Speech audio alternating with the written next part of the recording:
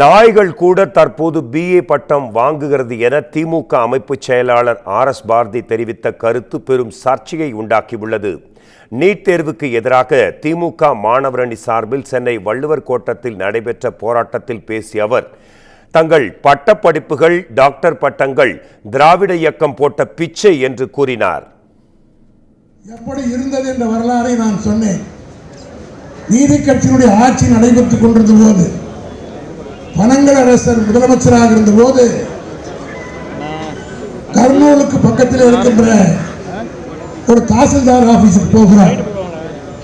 அங்கே 42 பேர் வேலை செய்கிறார்கள். நேரத்தால் அந்த 42 பேரில் 42 பேரும் அவருடைய சொந்தக்காரர்கள், அவருடைய ஜாதிக்காரர்கள்.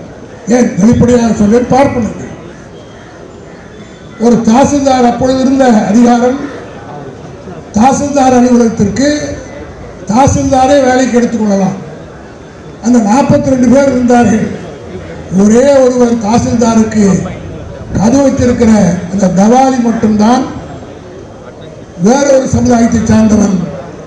இப்படி அந்த அமைச்சர் போய் பார்க்கிற போது, ஏன் இந்த அவலநிலை என்று கேட்டு அன்றைக்கு கொண்டு வரப்பட்டதுதான் கம்யூனல் ஜீவோ.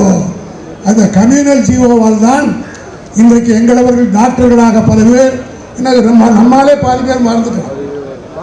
ஏதோ அவன் குலப்பெருமையால் கோத்திர பெருமையால் டாக்டர் ஆகிட்டு போற.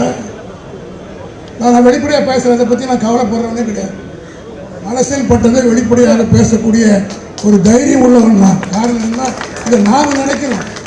நான் ஒரு வக்கீல்னா எழிலன் வந்து BE BL இதெல்லாம் எங்களுக்கு குலப்பெருமையால் கோத்திர பெருமையால் வந்ததா?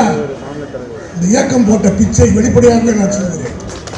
திராவிட இயக்கம் இல்லை என்றால், கம்யூனல் ஜீவோ இல்லை என்று சொன்னால் இத்தனை டாக்டர் போர்டு தந்தார். நான் பட்டம் பெறுகிற போது சொல்கிறேன், ஒரு BA பட்டம் பெற்றால் உடனே ஒரு ஆளுகிட்ட கொடுத்து பெயிண்டர்கிட்ட போர்டு எழுதி RS பாரதி, அப்போ என் பேர் வேற, BA அப்படின்னு போர்டு எழுதி மாட்டுவாங்க. காரணம் என்னன்னா, ஊர்லேயே ஒரே ஒரு BA தான் இருக்கும். இப்போ நாய் கூட BA வாங்குற பட்டம் ஆகி போச்சு நம்ம ஊரில்.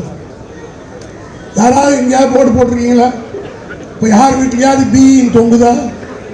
யார் வீட்லையாவது BAன்னு போர்டு தொங்குதா? இதுக்கு என்ன காரணம்? யார் இந்த வளர்ச்சிக்கு யார் காரணம்? அதை அழிக்க நினைப்பதற்குத்தான் இந்த நீட் வந்திருக்கிறது என்பதை நான் மாநிலங்களவையே சொன்னேன்.